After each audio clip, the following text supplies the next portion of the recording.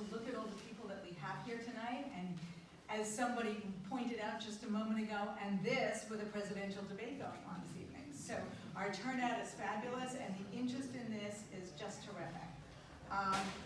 We're going to have somebody else speak before I do. My friend and colleague and a man who has run for office in Suffolk County for Congress and is very familiar with all of the things that these candidates are going through and what they have to do to get themselves on the ballot and to get their opinions out to the electorate, Dave Colon.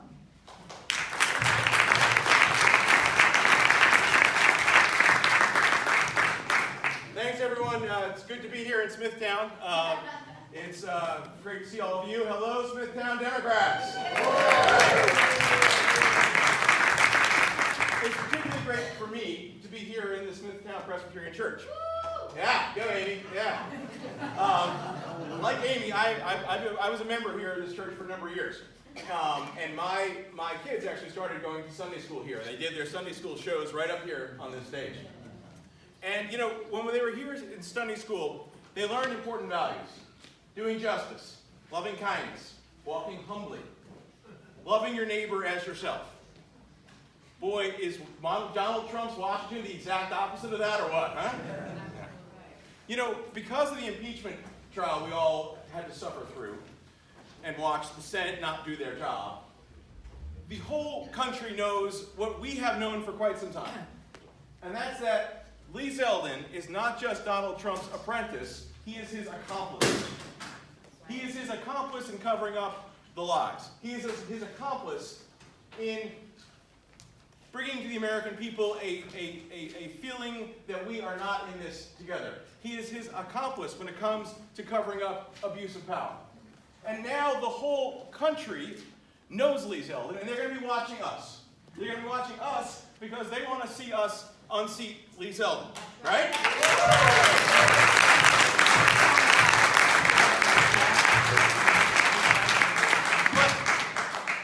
But here's the thing.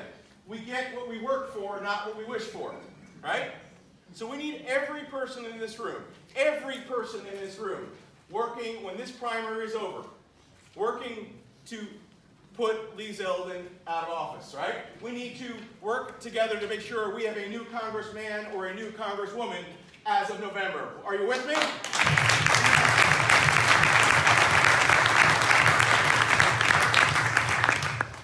This last week we had off, kids had off school, and we went to down south and we did the Civil Rights Trail.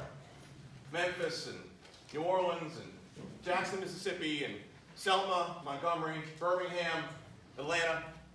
It's a wonderful experience just to walk in the footsteps of heroes. If any of you are interested in doing any part of it, please let me know. I'm happy to give you some advice about that. We stood in Jackson, Mississippi in the driveway of Medgar Evers. Medgar Evers was assassinated in 1963 in his own driveway. The bullet hole is still in the wall. Why was he killed? Because he was registering people to vote.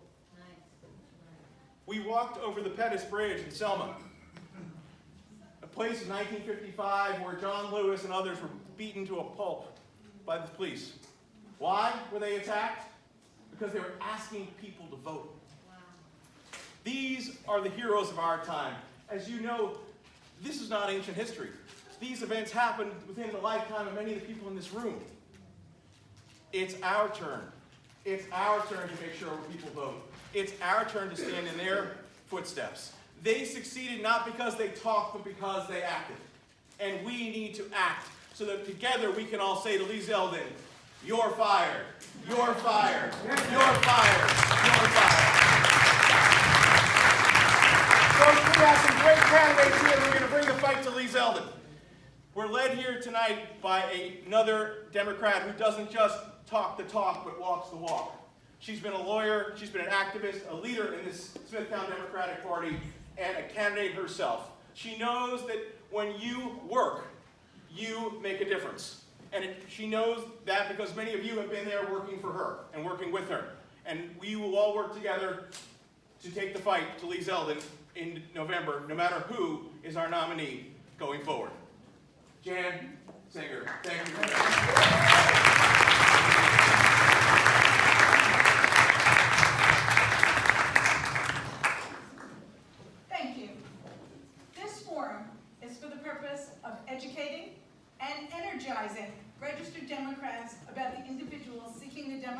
nomination for CD1. Each of the participating candidates has agreed to key guidelines. I will be presenting all questions, and none will be taken from the floor. The questions being asked were submitted by members of the Smithtown Democratic Committee.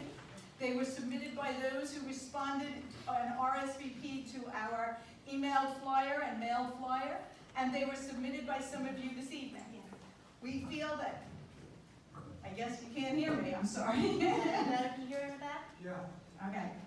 We have many, many more questions than time permits. Some of these questions were great questions. There's just real limits to the amount of time people are going to give for this kind of an event.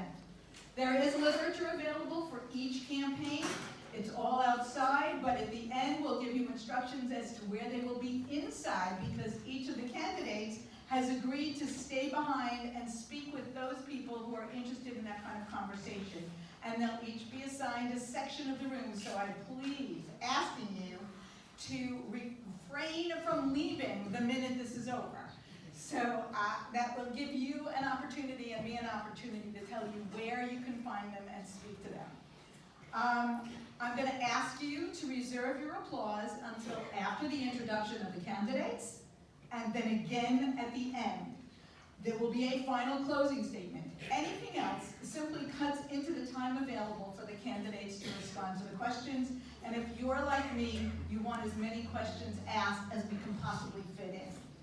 If you don't like what a candidate has to say, then please meet with him or with her afterwards, or take your complaints to that voting booth on June 23rd. For your information, the guidelines that everybody's agreed on, there will be an opening statement, then there will be a lightning round where basically they're just answering yes, no questions. And there will be a time limit for that opening and for closing and for question responses. They are being timed. We have a timer up here. They'll be able to see it. And we are going to ask them to, when they get the time's up notification, to please finish the sentence. I really don't want to be the one to cut you off, so I'm asking you please to abide by that. All questions that are being asked are related to federal issues only. The order of candidate responses will be rotated among the participants, so no one is always first or last. And finally, if you just stay in the seats, I will, again, just tell you where they're going to be in the room when we're finished. And there is also a Smithtown Democrat table where we're handing out our petitions for all the candidates, not just congressional candidates. My last words before we start are a slight modification of the last two lines of the chorus from 50 Ways to Leave Your Lover. Just drop off the key, Lee, and set us all free.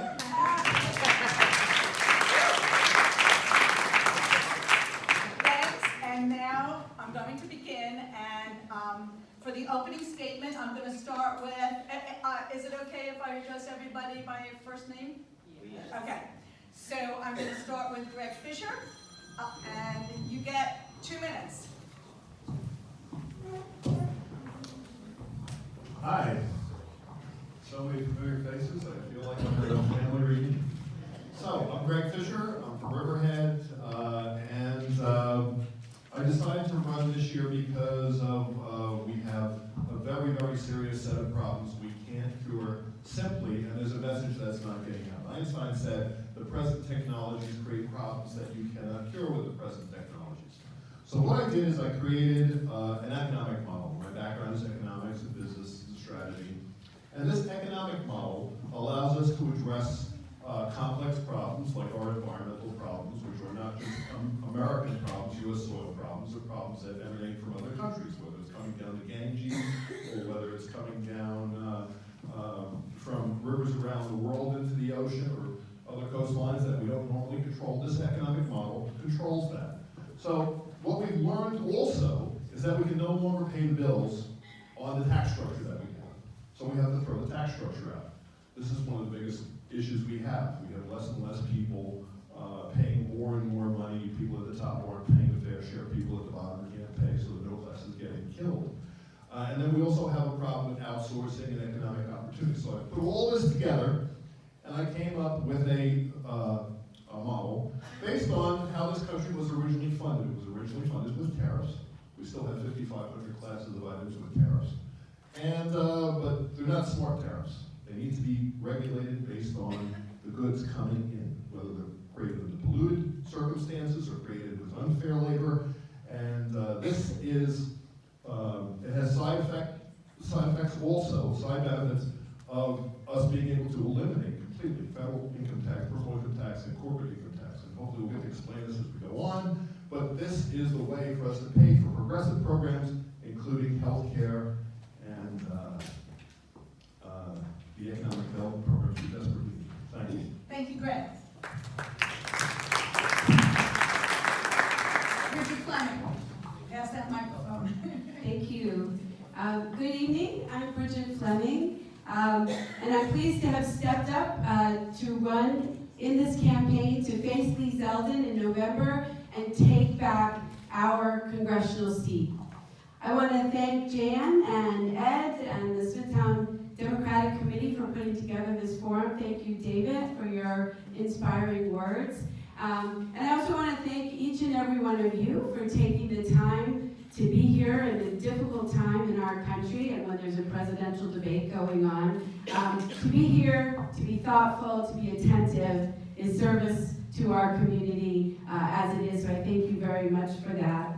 I'm serving in my third term in the Suffolk County Legislature. I serve as the legislator for the 2nd Legislative District. I've been a criminal prosecutor. I was a prosecutor for almost a decade. I did street crime, I prosecuted regular street crimes, and was also served as a specialty unit in the sex crimes prosecution unit. And I was promoted to chief of a unit that prosecuted fraud in government programs. I've been a stay-at-home mom, and I served on the Southampton Town Board for 6 years. I'll tell you, this race is too important to stand on the sidelines. I've always made it a priority to fight for our community and the issues that matter to voters here in the community. I am proud to have been able to work with partners on multiple levels of government in order to tackle tough problems for almost a decade of public service, and to find collaborative and creative solutions to some of our toughest problems that we face. I'm so pleased, because of the work that I've done, to have the support of many local leaders, including Long Island Congresswoman Kathleen Rice, Assemblyman Fred Thiel, 6 members of the Suffolk County Legislature, including the presiding officer, and many others, and organized labor. I look forward to a wonderful discussion. Again, I thank you for being here, and I look forward to earning your trust and your confidence. Thank you. And then we have Perry Birdsong. Perry? Just hold it a little bit away from your mouth. Just hold it a little bit away from your mouth. That okay? I think it's good. Everyone hear me? Yep. Okay, started? Okay. Thank you, Jan. Thank you, Dave. Thank you, Ed. Thank you, everyone who's here. Really appreciate your coming and listening to us tonight. Our country is at a crossroads. We cannot survive 4 more years of Donald Trump and Lee Zeldin as Trump's #1 supporter, who's putting his interests and Trump's interests ahead of the people who live here. Lee Zeldin is being silent and become the #1 proponent of expunging impeachment from the historical record. That's not what being a congressman is all about. There are real issues that face us just this week.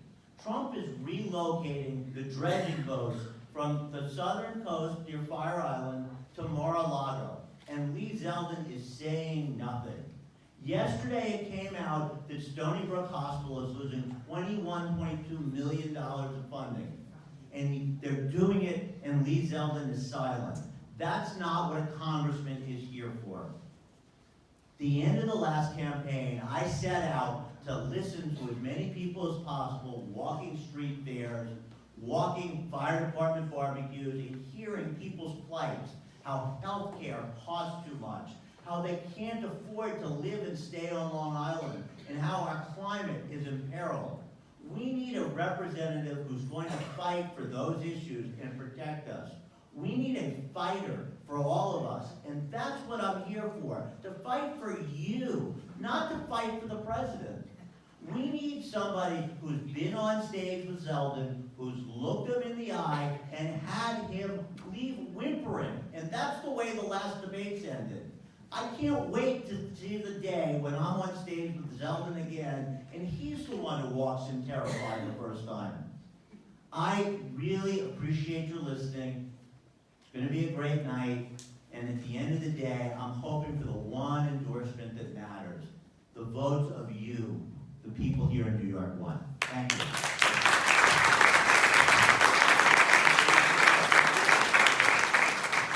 Nancy, please.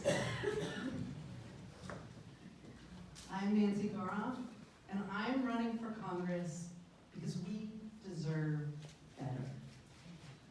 We deserve a government that's actually trying to make people's lives better and making policy decisions based on facts and reality. It doesn't seem like so much to ask for. But what we have instead right now is a president and a representative in Lee Zeldin who have their priorities so upside down and backwards, they're hurting. Zeldin is always there, ready to defend our corrupt president at any opportunity. But where is he when we need him to actually represent us and defend our needs and interests? Lee Zeldin is Donald Trump's representative, not ours. We deserve so much better, and that's why I'm running. So let me tell you a little bit about my background and how I got to be here. I've spent my life in public service, teaching and doing research at Stony Brook University. And I have a demonstrated record of accomplishments as a leader in our community. As in my research, I have run my own lab, which meant convincing people about good ideas and getting funding for those ideas. As associate provost and interim dean of the graduate school, I was able to get healthcare for researchers who had fallen through the cracks. And as chair of chemistry, I have led a 300-person department with a multi-million-dollar budget. In all of those, I have had to bring people together, find real-life solutions, and build consensus and advocate for people. These are skills that we need in Washington. I hope to earn your support tonight. I'm so thrilled to see you all here and look forward to answering your questions. Thank you. As I said, I'm going to do a lightning round. This is the only time where I'm not going to rotate who starts with the questions. So since Nancy just went, I'm going to ask her first. Some of these are not really hard, but they are very important. Will you publicly support the winner of this primary? Nancy? Yes. Perry? Yes. Bridget? Yes. Greg? Yes. Will you publicly agree not to run against the winner on any third-party line? I'm not talking about endorsements, I'm talking about running on a third-party line. Nancy? Yes. Perry? Yes. Bridget? Yes. Greg? Not possible to withdraw if you're endorsed by a third party. The rules don't allow it, the law doesn't allow it, just Okay, like last wait, time. no more explanation, okay? That's your answer. Yeah, it's not possible. Okay. Do you endorse Medicare for all or a public option? Nancy? Public option. Perry? Public option. Bridget? Public option. Do you support the use of federal funds and the use of federal agencies to support local law enforcement in their efforts to eliminate MS-13 in particular and other gangs? Nancy? That would depend. All right? Perry? Generally, yes. Bridget? To eliminate MS-13? To work with local law enforcement? Yes. It was specific, so yes. Okay. In general, would you support, a federal program that protects individuals against surprise medical bills that are not covered by insurance? Yes. Perry? Yes. Yes. Absolutely. Student mental health from middle school to college has become an epidemic of suicide, depression, and anxiety. As a representative, would you commit to efforts to address this? Nancy? Yes. Perry? Absolutely. Yes. Bridget? Ray? Yes, don't underestimate the economics behind suicide. You'll get other questions about funding. Would you fight to protect workers' rights to organize unions in all states? Nancy? Absolutely. Perry? Yes. Bridget? Yes. Bill Right. Rights, yes. As of December 31st, end of quarter filing with the Federal Elections Commission, this is something that I'm asking you to remember, but I'm assuming you can. How much money have you raised? And I'm not talking about to date. I'm not asking you beyond the December 31st filing, because that might be a little harder if you haven't done the bookkeeping recently. Nancy? $885,000. Perry? About 850 plus. That's fine. Bridget? $250,000. Just open the account, $100. Okay.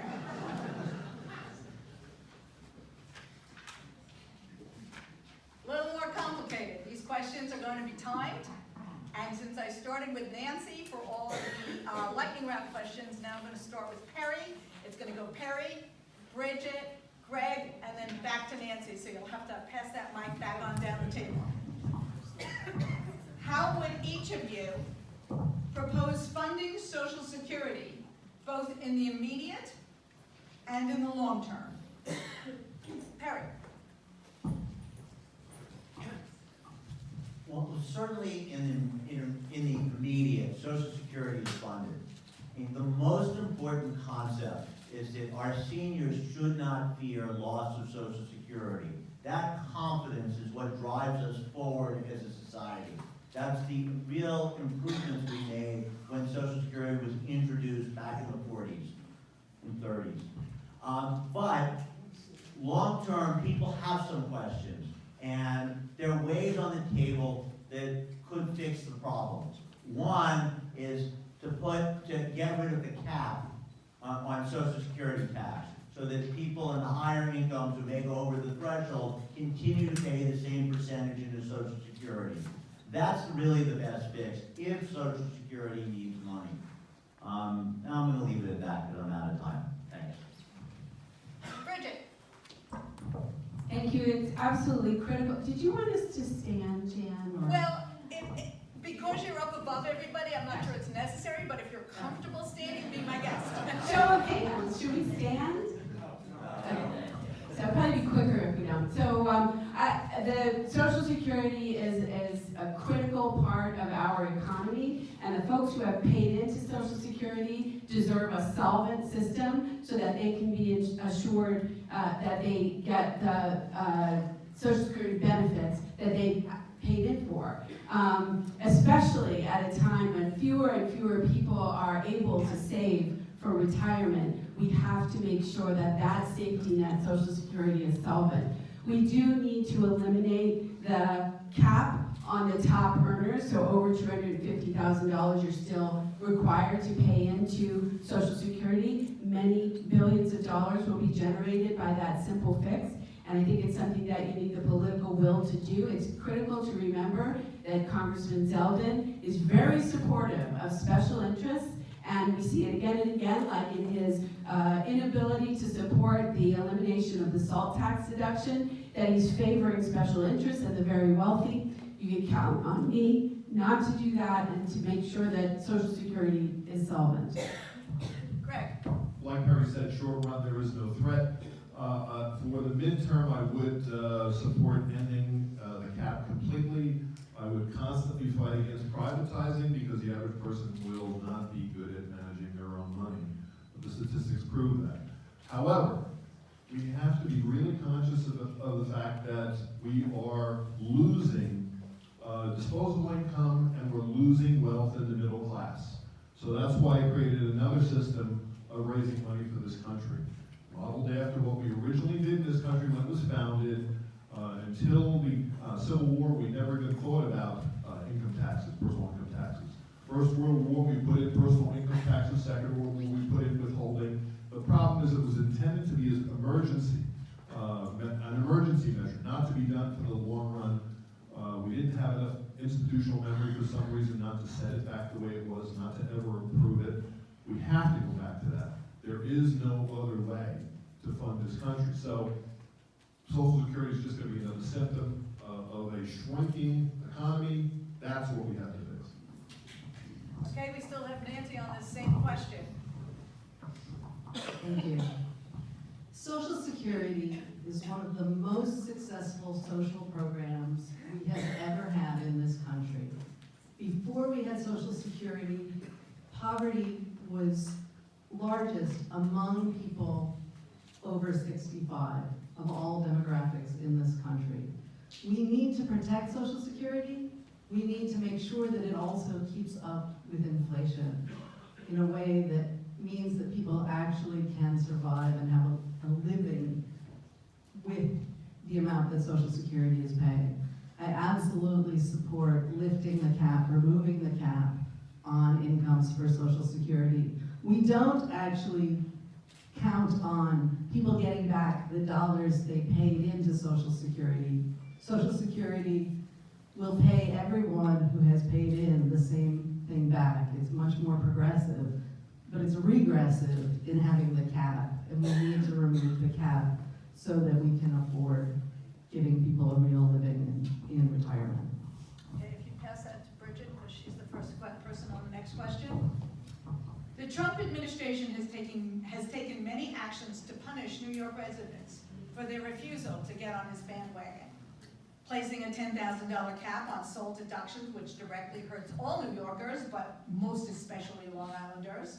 Removing dredging equipment from the coast of Long Island to Florida, off the coast of Mar-a-Lago. And in today's paper, eliminating $625 million of funding that had previously been allocated for community-based health services. How would you combat this? You've hit on one of the most critical reasons why Lee Zeldin is, first of all, not appropriate to represent us anymore in Congress, but also in some ways vulnerable. We have seen over and over again that we on Long Island will not endure a representative who is turning his back on the needs and concerns of this district and instead engaged in inside the Beltway partisan politics, the divisive partisan politics that he is a part of is tearing our country apart. Our system of government works because it is a representative system of government. I know because I've been a representative in a couple of different roles. I was on the beach in Hampton Bays when the emergencies were declared in October and the breach was about to happen, and we had to work like heck to get the resources to ensure that the commercial dock and the restaurants were safe. Imagine, I have a coastal resiliency task force.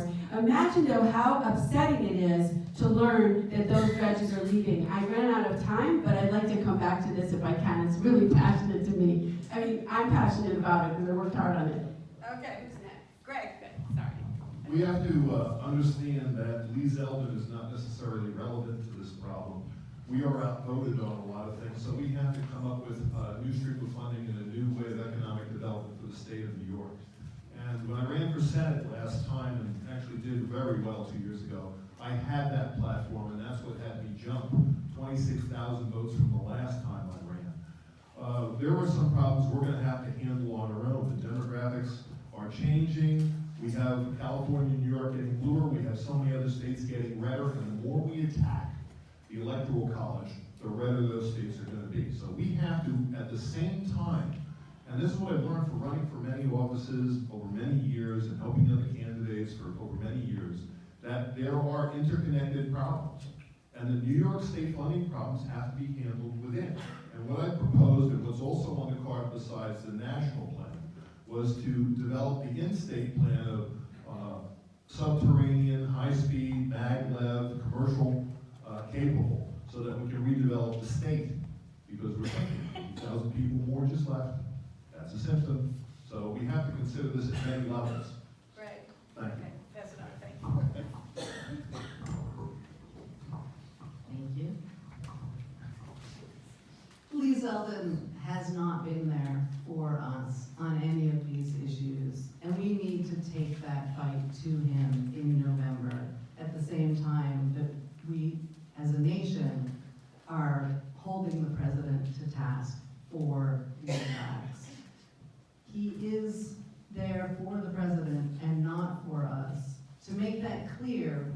talk about all of the issues you mentioned, also his votes on gun safety legislation, his votes on trying to remove or overturn Roe v. Wade, not his vote, but his amicus brief signing on Roe v. Wade. We need to make sure that his record is clear, because this is a very purple district, and his positions are outside the mainstream of this district, and he is vulnerable, and we will take back this seat in November.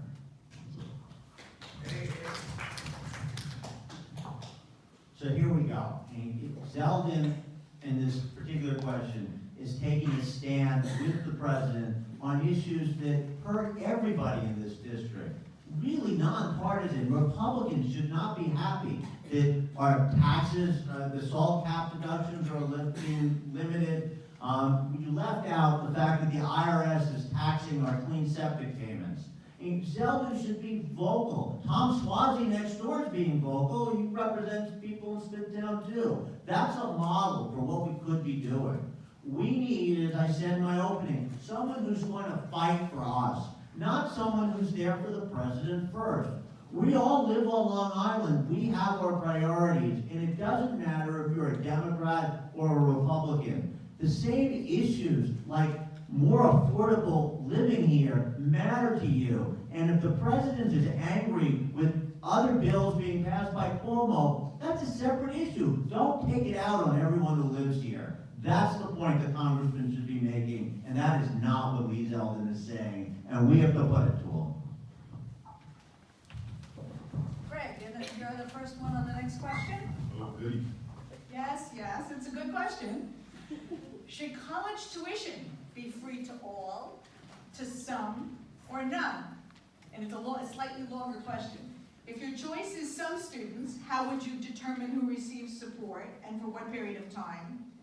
What plan, if any, do you have for relief of student loan debt? And how would you fund this? Okay, so it's back to, I believe that state college tuition should be free to anyone. I believe that there should be reimbursement up to that amount that would cost with state college tuition if people choose to go private. And in terms of funding it, that's the biggest question, because the state is in deficit. We have to do a revolutionary project. And what I propose with the state infrastructure project to do this subterranean high-speed maglev, it's basically one of the design was to be one of the biggest projects in the history of man. But if you do commercial, not just passenger, then it pays for itself. When you start to charge $1,000 per vehicle to go from Long Island to Quebec, they don't have to pay, and that they wouldn't have to pay for fuel. They don't have to wear on the vehicle. It's far less driver time. It goes at 600 miles an hour. It doesn't hit trees, rocks, or snow or leaves. So you can pay for a system, but it's going to take a lot of political will, and it's going to take that to revitalize the state. The state is tremendous, and we're paying the overhead for it from down here, so we have to create more money. Thank you. Nancy? Thank you. Having spent my life in public education, public higher education, this is an issue which is very close to my heart and which is much more complicated than can be summarized in 1 minute or the 43 seconds or whatever I have left. But, so let me just say, everyone should be able to graduate from college debt-free. That means strongly increasing our tuition aid. We also need to make sure, though, that we're doing that in a way that incentivizes states to continue investing in their programs, their state schools. If we do it based on the tuition that different states offer now, which is what some of the program plans out there do, states that have not invested in supporting their students will be benefited because they already charge a high tuition and they will get a high reimbursement. So the details really matter on how we do this, but our children and our economy depend on cutting down student debt by increasing how much we invest in higher education. We don't have time for a full answer. A couple basic principles. We need to make college affordable for everyone. down so they don't emerge shackled in debt for the rest of their lives. That means the federal government should not be profiting as a student lender. Government, to the extent it makes loans, should really be charging people at a rate comparable to what the government pays to give that money to the students. That will lower the debt burden in the long run for people getting out. We need to provide a path for affordable state education, free for those who need it. We also need to address the people who've graduated from college already, who are already in debt. And that's a bigger problem because there are more of them. We have to give them a pathway so that they can reduce their debt burdens. And there are a bunch of ideas such as federal work in exchange for civil service work in exchange for debt relief. We have a little of that now. We have to do a whole lot better. And those are just different ideas in a framework to make it work. Thank you. Bridget. I think we have to be very realistic about the impact on our economy of the crushing student debt that kids are emerging from school with. When I went to law school, I went because I was given a full scholarship to the University of Virginia Law School. I had gotten into some other really terrific schools, but Virginia offered me a full scholarship, and that's why I chose that school. But at that time, when I was looking at these other schools, I remember, having issues trying to decide where I was going to go, and I didn't want to turn down some of these schools. But even then, like, the calculation was, I remember talking to my sister saying, I'll come out of school with $70,000 of debt. That was 3 years at the top law school. Now you could pay that for 1 year of undergrad. So we really need to address it, but I haven't seen a plan that would pay for free tuition for everyone. I think a means test is appropriate. When I was in law school, I started a program of loan forgiveness for people who went into public service. That's another good option. And kids need to be able to refinance their debt in the competitive market to get really rates, just like you can for your house or your car. Thank you. It's going to come back down. It's going to go to Nancy. Just so you Can I make a suggestion that we go this way and back? Whatever, if that works, that's fine. I just didn't want anybody always being the first one. Before you have the question, and I know that. Well, no, you asked about student debt. So No, it started with Greg. The last one started with Greg and then went to me. So we're up So, to the next question. yes. I just want everybody to understand that I understand, as do the members of the Smithtown Action Committee, that these questions are very comprehensive and cannot possibly be fully answered in a minute. But the whole idea was to give you a flavor of the candidates and their approaches, and that is why they've all agreed to remain behind at the end, so that you can have the opportunity to ask them about these topics directly and hear a more comprehensive answer. Plus, they all have websites, so there's many ways to get these answers. Next question. Ignoring any congressional rules that might determine committee membership. If you could be on any congressional committee of your choosing, what would be your first two choices, and what would be your first two pieces of proposed legislation? Okay, can I 2 in 1 minute? So, as a scientist, I'm willing to actually amend the question. Make it one committee, one piece of legislation. thanks. Okay. As a scientist and as somebody who has been really fighting for years about climate change and the need to take action, I want to be on the committee, the Science, Energy, and Commerce Committee, to deal with climate change. I am ready to be a leader in this area by bringing people together, making sure that that the members of Congress have the best available information, that they can ask questions and can have a full understanding of all of the complex issues and build consensus so that we can move forward and hold people's feet to the fire, make sure we maintain the political will to take action on climate change, which is the biggest threat we face here on Long Island to our way of life.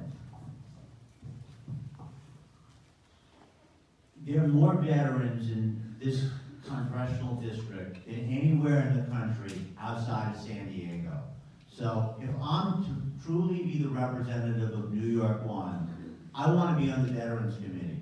And oh, by the way, Lee Zeldin said that when he got elected. He spent 2 years on the Veterans Committee, and he walked away so he could raise more money in financial services.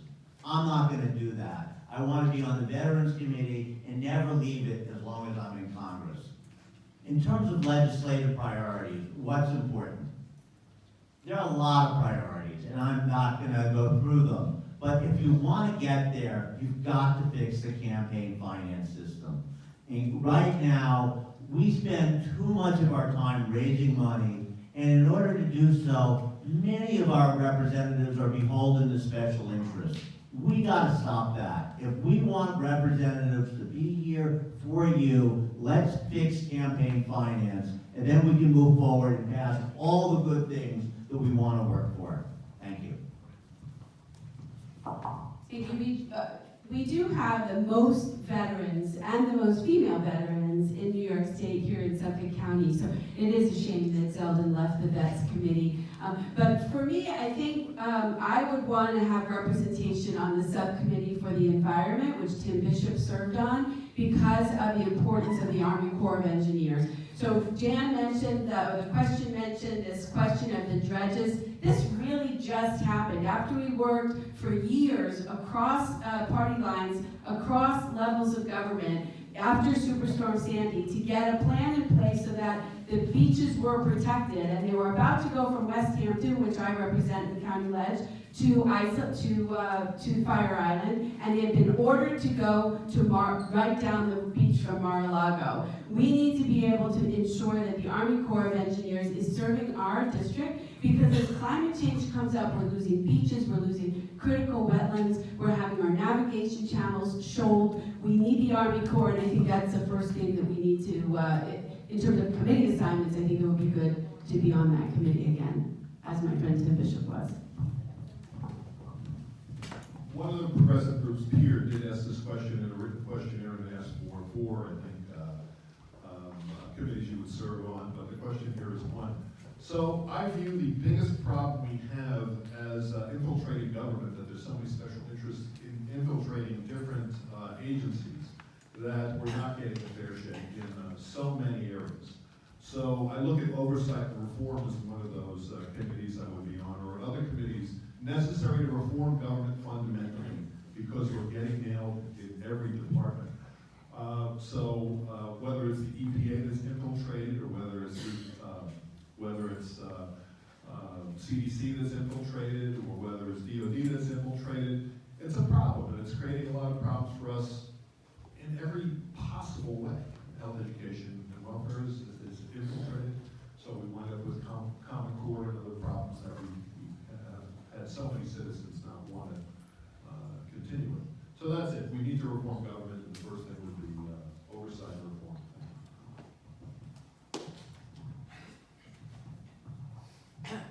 Next question. What legislation do you believe would best support and protect women's reproductive rights? Greg, why don't you go first on this? The simple, fast answer is codification of Roe v. Wade. Then I'm also interested in funding more research for contraception, especially male contraception. And we have to do a lot more in terms of disease prevention. The HPV vaccine only covers 9 strains. It's not effective. That's one example. But we have a lot of work to do with reproductive rights and the science, and then proliferating and educating. So all those areas. Thank you. It's a critical issue, and one that you can count on me to champion in Congress. Just in August, Planned Parenthood lost $60 million in federal funding when they were forced to withdraw from a federal family planning program for low-income families. In my district, in the legislature, we lost a Planned Parenthood clinic, and it's not just important because of reproductive rights. It's important because of basic health care. In many places in the country, these clinics are the clinics that are serving low-income women for basic health care. And so we have to make sure that Planned Parenthood is fully funded and assisted by the government. But also, I'll tell you what I will never do, and that is sign on to a brief that would ask the Supreme Court to reconsider a bulwark of our jurisprudence that protects our rights to keep the government off the decisions of our body, and that's to overturn Roe v. Wade, which is what Lee Zeldin did. I will never, ever do that. Thank you. First and foremost, we must protect Roe v. Wade. That is the law of the land, and we can't let people take that away. And if I were in the Senate, I'd say we need to fix the Supreme Court. And that is the most important thing going on if you want to protect Roe v. Wade. But in the House, we can't do that. But we must take whatever measure we can and not sign letters that work against Roe v. Wade to the Supreme Court. We also need to make sure Planned Parenthood is fully funded, and we need to protect it. But what hasn't been mentioned already, that's as important as anything, we need to stop the Hyde Amendment. We need to allow federal funding of procedures. And we need to go back so that we're not keeping funding away from Planned Parenthood. That is critical. Too many people on Long Island and elsewhere rely on their women's health care from Planned Parenthood, and we can't have those funds in jeopardy.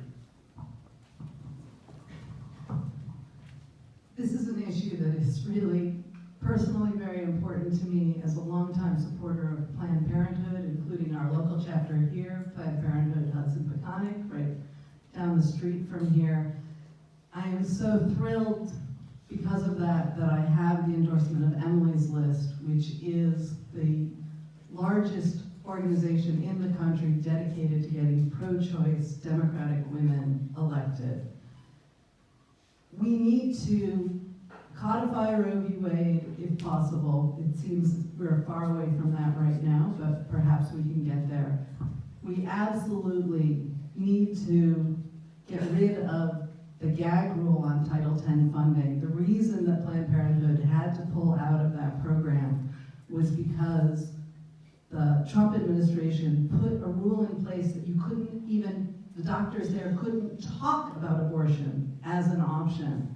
So they're coming between a woman and her doctor. We need to get rid of that and absolutely allow funding for reproductive health care, including abortions, paid for by the federal government. Thank you. Thank you. The next question is an environmental question, and it matters a great deal to all of us.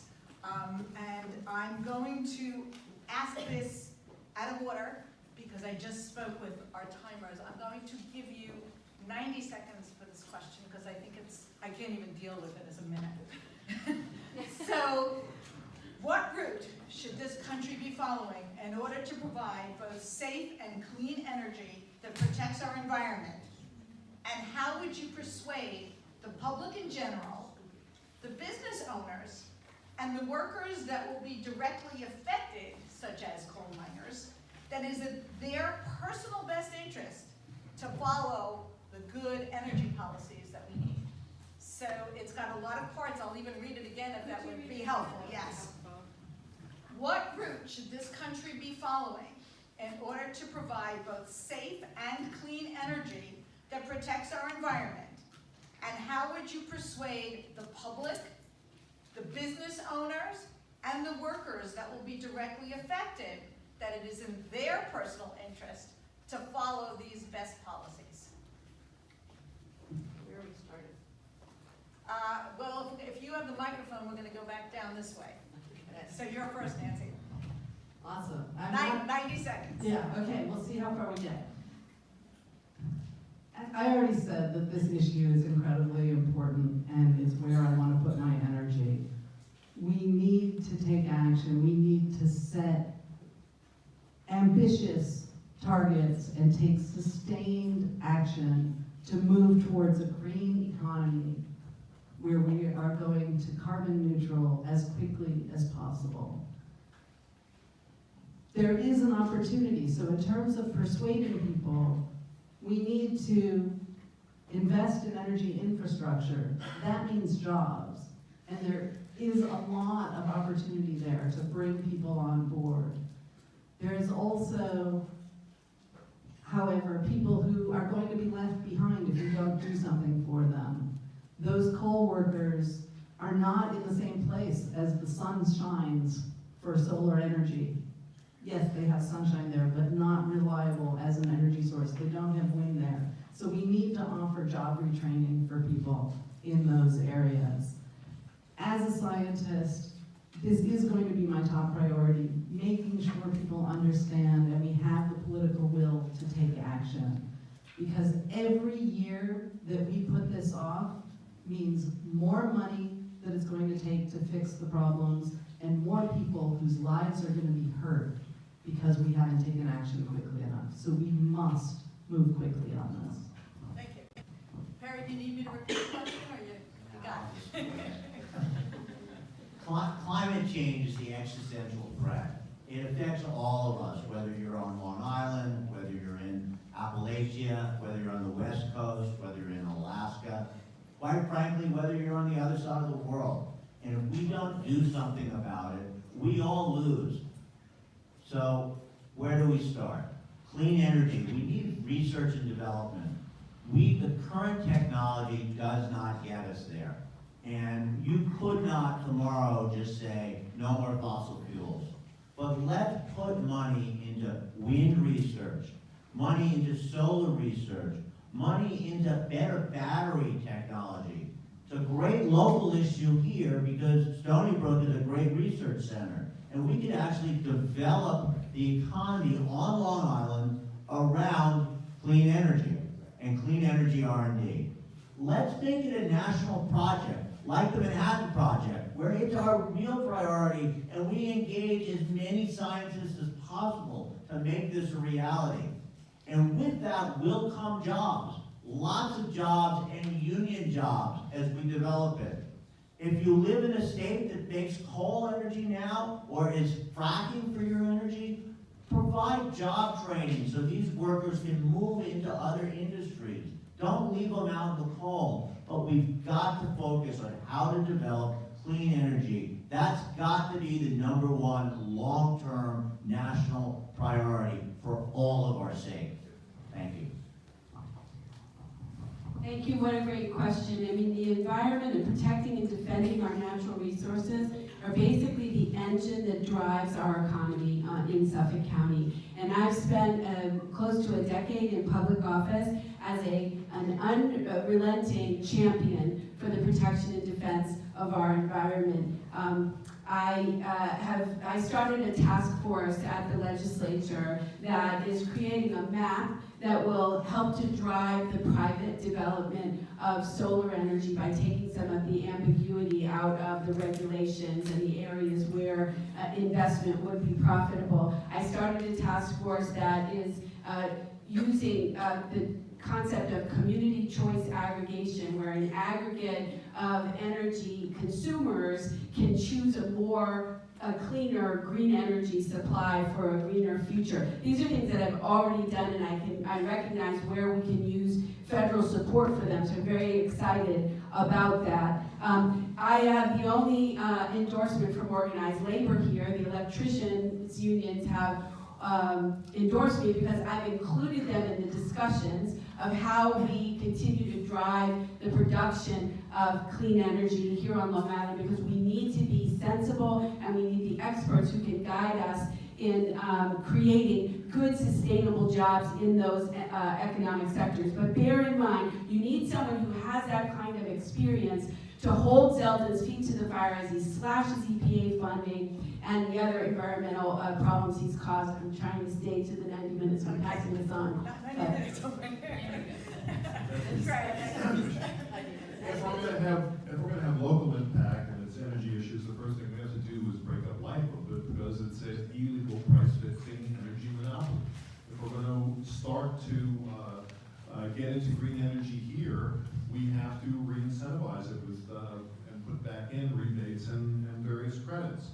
But handling another part of this question going backward, education and labor is one committee, but yet it's a complete disarray. Whenever there's progress, there's relocation of employees and new skill sets required. This is the history of mankind. So job training and job retraining has always been something that we've been abysmal at, and that needs to be fixed. Now, the main issue, the environmental issue, if we fix all the issues in America, we still perish, because this is a worldwide problem. So the question I wrestled with for many years and came up with the answer, which was, we have to have a system of extending our reach beyond America. We have to be able to do this with trade. We're never going to do it with treaties. Certainly Donald Trump backed getting us out of environmental regulation that has protected us, getting us out of treaties that have protected us on the environment.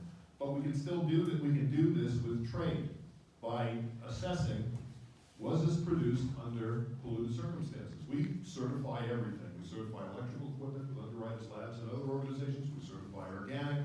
We certify fair trade. We could certify every quality of this, including its environmental consequence. And every other product we import, we need to use our productive capacity to fix this planet, and our consumptive capacity as well.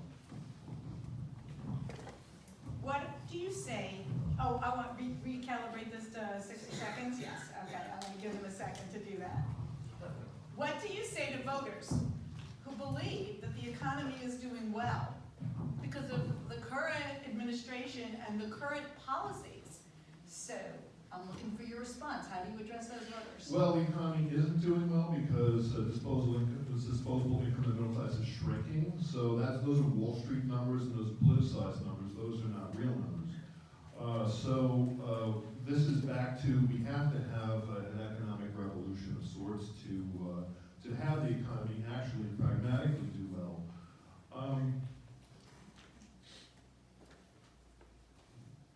What was the rest of the question? I'm sorry. What you say to voters who believe that the economy is doing... Well, the numbers don't support that at all. The numbers only support overall wealth, but that's concentrated. So that doesn't affect or help improve the standing of people on unemployment, people on Social Security, people in the middle class, anything except for the top earners. And it's irrelevant to them. So the numbers just don't support it. And it's a fallacy. It's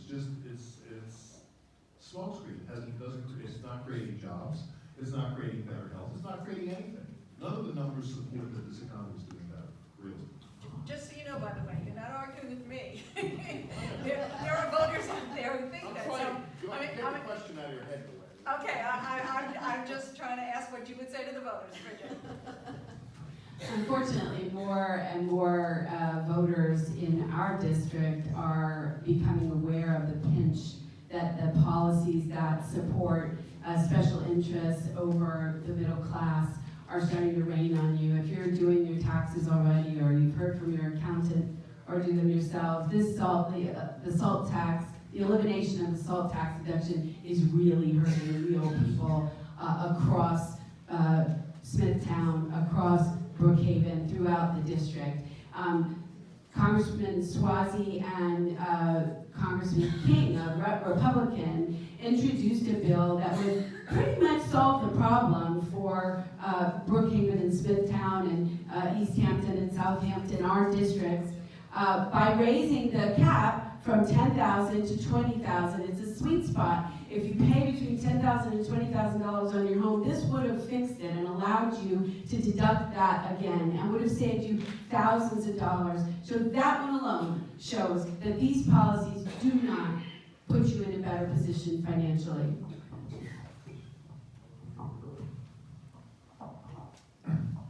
We have the most uneven economy of my lifetime right now. People at the top are doing well, but people not at the top are not doing so well. It's a barbell effect. We're losing the middle class, and we must do something about it. It's not what's the GDP, what's unemployment, it's how much are people making. We have to boost wages People are not earning enough, even if they're working now. They're working 2 jobs, 3 jobs. That's not sufficient, and that's what we need people to focus on. The Trump tax cut, so-called tax cut, put money in the most wealthy people's pocket. We need to undo it. We need to fix our taxes so the middle class are not paying too much. They need to pay less, and the wealthy need to pay more. Income tax is supposed to tax what you can afford to pay. We need to boost unions. Unions are the backbone of the middle class, and we must do that, because if we don't, we will lose the middle class.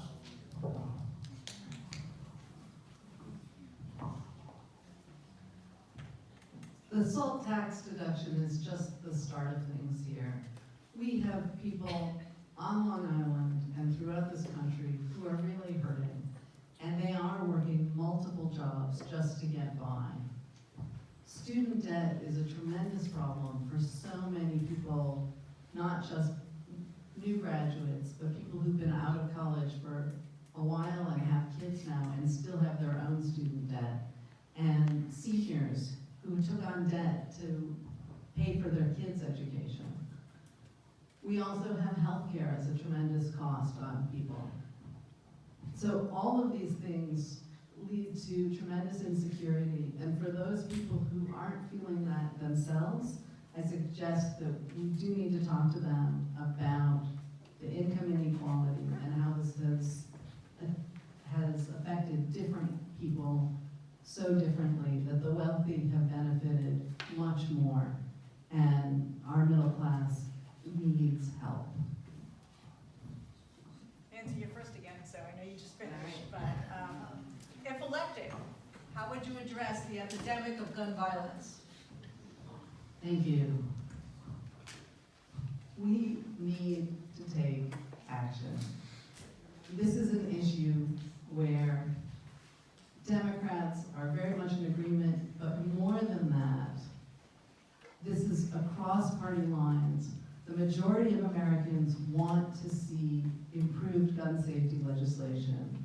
We are so fortunate here in New York that we have some of the strongest gun safety legislation in the country, and therefore we have among the lowest gun deaths per capita in the country. We need to make sure that that is true federally for everyone.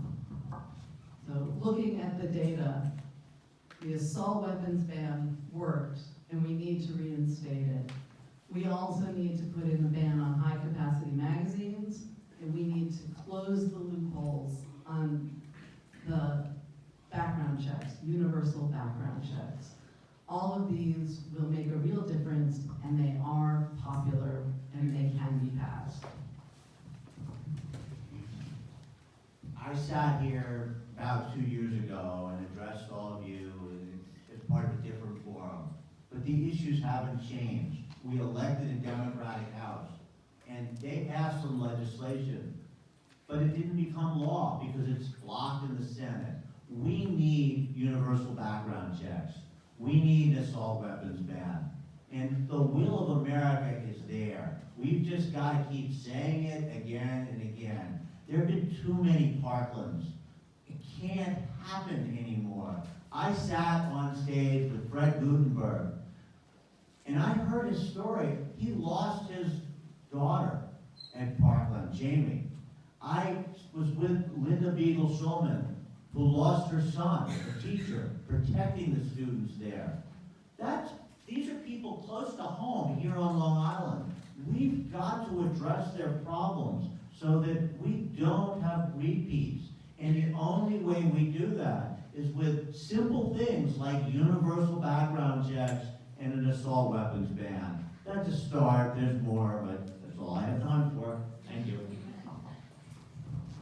Thank you. As a former criminal prosecutor, I've seen the devastation that this epidemic of gun violence visits on families and friends of those who are affected. I have a 17-year-old son in public schools. When I see him go off to school in the morning? Do I have to think about, is he going to be safe? A member of the Hampton Bays School Board asked me to consider a vendor's presentation where they were selling to the schools these very, very thick metal doors that would slide closed when you hear that there's an active shooter in the schools. Our children shouldn't be living like that. Last year, the Congress passed a bipartisan bill that would approve universal background checks. Our congressman, who has an A rating from the NRA, voted no. He will not support a ban on assault weapons, a ban on high-capacity magazines, and red flag laws, which would keep people safe in dangerous situations when families know that that's the case. This is unmistakably a difference that we need to bring to Congress, and I'd like to be the one to do that for all of us. Well, the first thing would be to protect states' rights and local rights and prevent reciprocity so that locales can make their rules and keep them. Because we actually do have a pretty good scheme of control in New York State.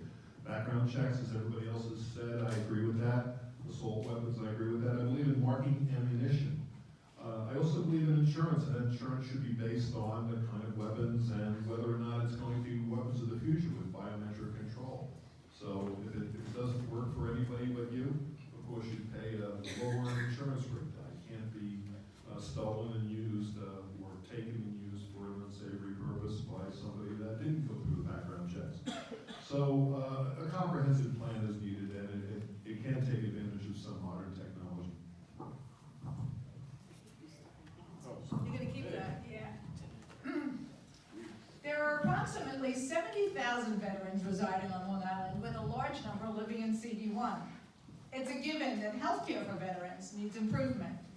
Do you feel that privatizing such care is a good thing? And do you have alternative options that you would propose? And how would you fund it? Well, I have heard a lot of complaints about care at Northport. However, I think this is part of the question for overall healthcare reform. And I'm not completely certain why we, in that paradigm of healthcare reform, why we would have a Northport of a separate street that would be separate and not provide the same quality of care. Also, New York State has a very low, very bad wrongful death statute, and I would like to see that changed, where medical profession really isn't fully accountable for what injury they might cause. So that's something that possibly could be looked at the federal level, because if people are, if practitioners are held to a higher standard, healthcare should improve. It's so important that we take care of the veterans who have put their own safety on the line in order to allow us to live free and safe. As a member of the Veterans Committee in the Suffolk County Legislature, I'm alarmed at the conditions at the Northport VA. The HVAC system doesn't work. We need to ensure that the VA medical system is fully funded and protects those veterans that we stand up to salute at ball games and then forget when it comes to funding services for them. On the Veterans Committee, we've recently seen a women's veterans, we just formed a women's veterans council, which has brought to our attention the fact that women's health in the VA system is poorly advocated for. So that, for instance, at Northport, the female veteran cannot get a woman gynecologist. It doesn't happen. So I'm working right now to advocate for that. We have to take care of those who have taken care of us. It's only right. Right now, our priorities are messed up. Donald Trump is out there bragging about how he's funding more money to the military than we've ever done before. But we're not funding the people who serve. We're not funding the people when they return home. And it's not just the veterans who have full access to Northport. It's all veterans who come back should have access to veterans health care. There shouldn't be different levels of service where if you haven't done X, Y, and Z, you don't get the full benefit of the VA system. If you serve, you should get the VA, and we need the VA to stay operational. And the one worst thing we can do to the VA system is to privatize. Because once we privatize, that means the VA itself is losing the funding that it receives. It's a major government service, and when you privatize government services, they become a center of profit for the company that owns it, and not a public good. Have that problem in healthcare already, let's not add it to the VA too.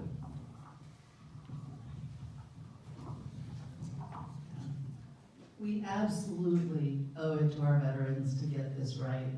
And we absolutely need to keep the public funding going to public services for our veterans. We need to make sure it is fully funded. All of this seems obvious to us, but this is where Lee Zeldin has failed our constituents, our veterans. He holds himself up as a veteran, but is not there complaining or moving to get things done to make it better. He doesn't criticize the president on making more veterans and making more veterans who are injured by putting our troops in harm's way with his reckless foreign policy. He does not criticize the fact that the president wanted to nominate for the head of the VA his own personal doctor who had no administrative experience whatsoever. We need somebody to actually stand up for our veterans and all of our constituents. And I'm ready to do that when we go to Washington. Thank you. This is the last question before the closing statements. And it's very important to everyone in this room. As of this morning, there are 22,954 registered Democrats in the town of Smithtown. While some of those live in CD3, there are still many who live in CD1. Recognizing that everyone does not vote down ballot, everybody understands what that question is, and does not vote down ballot in the same party, what actions is your campaign planning to energize Democrats in Smithtown and get them out to vote in November? This is when I'm starting. Yeah, you start. We are building a campaign to win, and we are counting on all of you for help. As somebody who comes from this end of the district, I think it's very important that we get votes out here and in Brookhaven. My background at Stony Brook, my connections to people in every part of the district through the university makes me have the strongest message to actually get people excited and out to vote. We have our field team up and ready and knocking on doors, and they have probably called many of you over the last couple weeks. We'd love to have your support.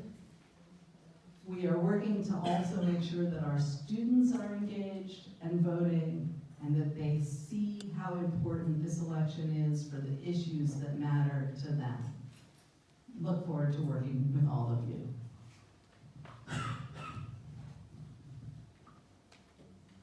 I'm proud of how we did in the last campaign in terms of turning out voters. We had 128,000 votes in the Democratic side in the last election. That's better turnout than we've ever had for the Democrats in a midterm election. So we did a lot right. Wasn't enough, and we've got to do more. We've got to continue the door knocking, staying united, and engage everybody at every level. There's an existential threat on America. It's a guy with orange hair. He should be reason enough to get people out to vote. It's time we replace him. And yes, when you're in there voting, you're going to vote for the down ballot races too. But excite people. Talk about how important it is to get Trump out of our lives. Let's go back to a little normalcy where you're not fearing what the president is going to do next when you wake up in the morning. It's not healthy. And that's the reason to get people engaged and get them out voting. Lots of good things we can do, but it all starts at the top.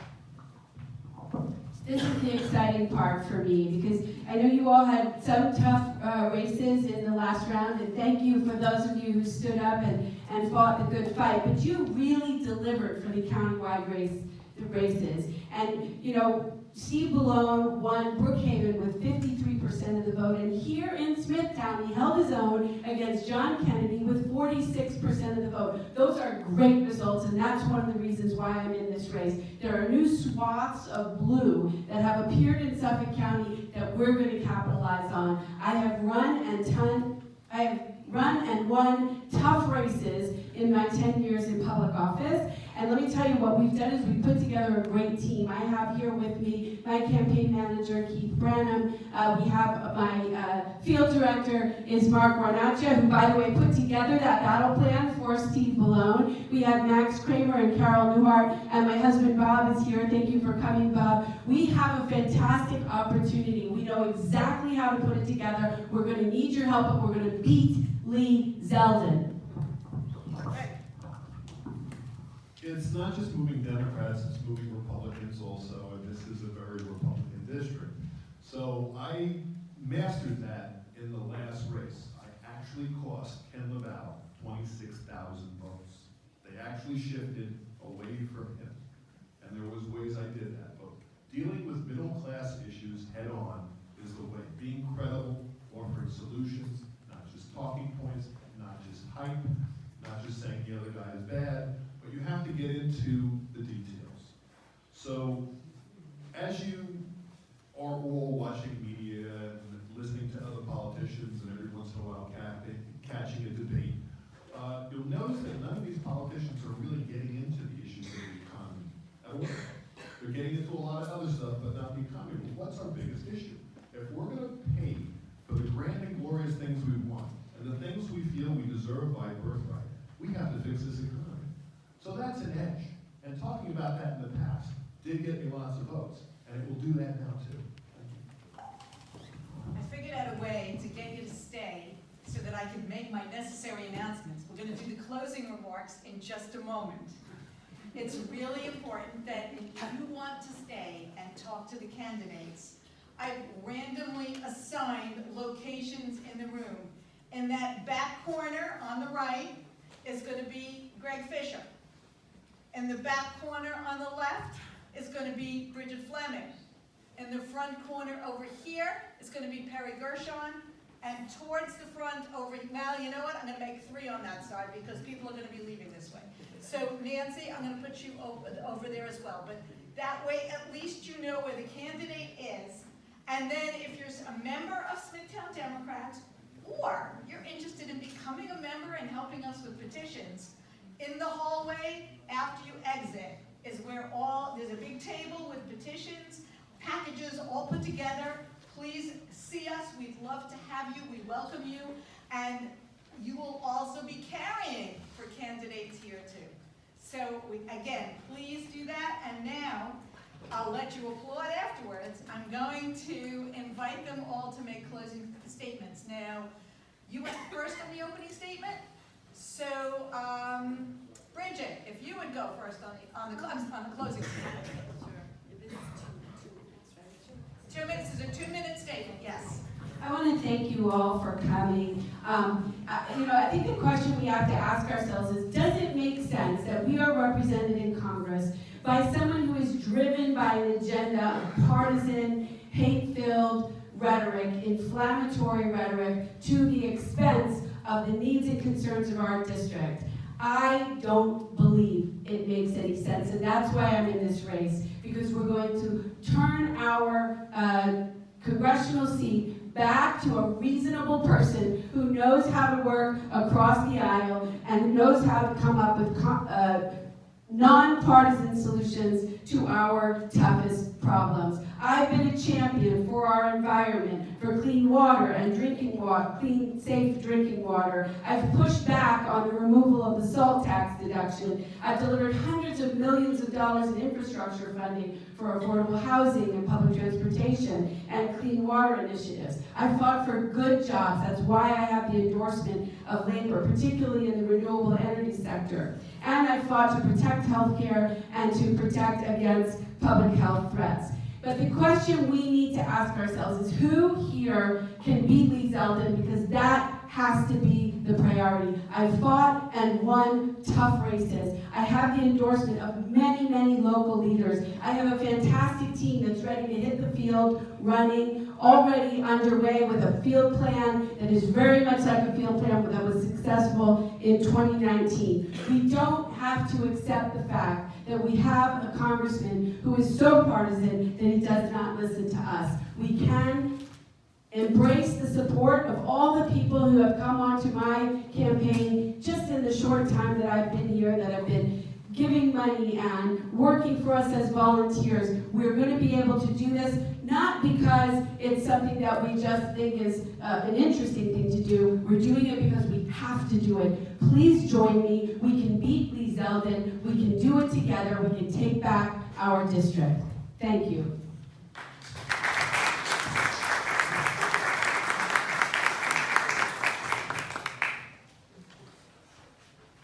We're all here tonight for one purpose and one purpose only.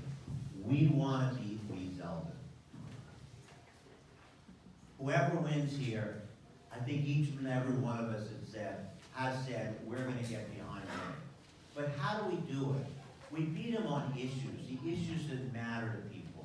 And I've been walking this district for almost 4 years now, listening to people's stories. I've driven 68,000 miles in my Chevrolet Volt, hearing the stories from people that they want affordable health care, that they want a Long Island that people can afford to live in and young people don't have to move away, and that they want a clean energy economy. They want to fight climate change, and they want to protect our water. So how do we get there? We need a fighter who will single out Zeldin's positions and how they're not in line with what we're looking for. Zeldin had the opportunity in December to vote against the salt cap that we have right now, and he turned it down, saying he would rather protect the highest income earners. We've got to hold Zeldin's foot to the fire on that single issue and say it again and again. He said the middle class is not as important as the wealthy people here, as his donors. And that's how we beat him. Zeldin voted against the environment time and time again. He gets one of the worst ratings from the League of Conservation Voters. Zeldin voted against the ACA. He wants to take away health care coverage for people with pre-existing conditions. Hold his feet to the fire on these issues. Hammer it home. I'm here to fight for you. That's what I'm all about. I've been doing it for nearly 4 years, and I'm going to continue doing it to get us across the finish line. Thank you.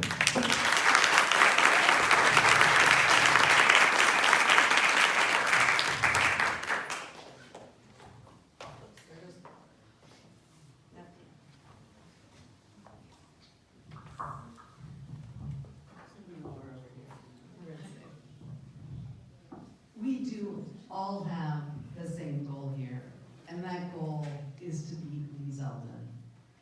In order to do that, we need to do something different from what we've done the first 2 times we tried to get him out of office. We have run candidates from the Hamptons before. In order to win, we need to win in Brookhaven. Brookhaven is 2/3 of the district. We also need to be able to get those votes here in Smithtown. This is where the people are. We need to win here. I have lived in this district for 23 years. I have deep roots here. I sent my kids through public school here, and I built my career here. This district is my home.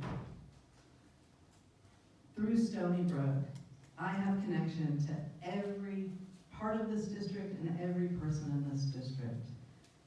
Everyone in this district has a friend or a neighbor or a child who went through Stony Brook and whose life is better because of it. We need to be able to reach out into every area of the district and get people on board. My background as a leader and as a scientist is the right background with the strongest message to actually get people out. We need to excite our base, and when I go and talk to students and other activists, they are so excited to have somebody who's ready to take meaningful action on climate change. But we also need to appeal to people in the middle, and those people recognize that a scientist is somebody who looks at information, considers and reconsiders and keeps an open mind, and makes decisions based on the best evidence available. With this message and with your help, we can beat Lee Zeldin, and I hope to have your support. Thank you so much.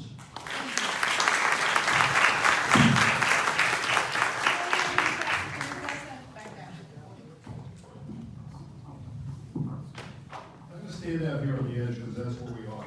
We are on the edge.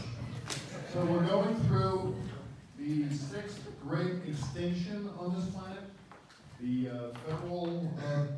federal economics are a wreck, the state economics are a wreck, the county economics are a wreck. So, we have big problems and Lee hasn't been a help. So Lee has become irrelevant. He's made himself irrelevant, really. As well as Donald Trump has made himself irrelevant to fixing the problems.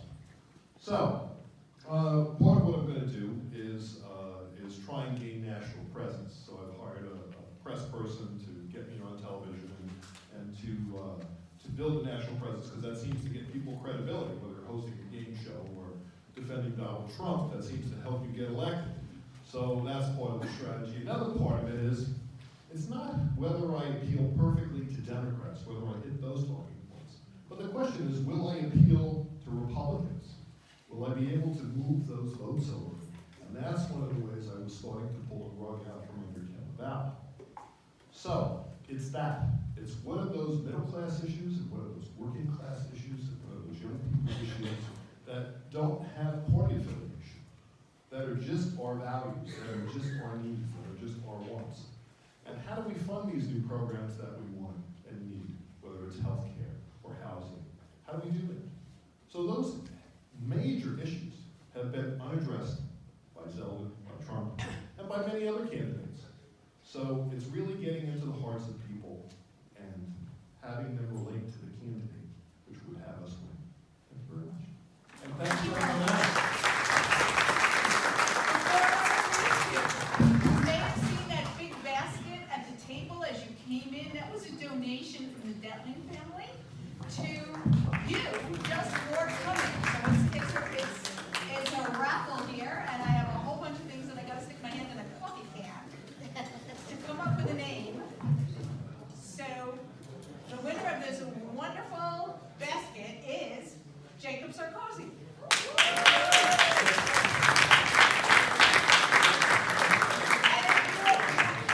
Join me in one final round of applause for all of these candidates.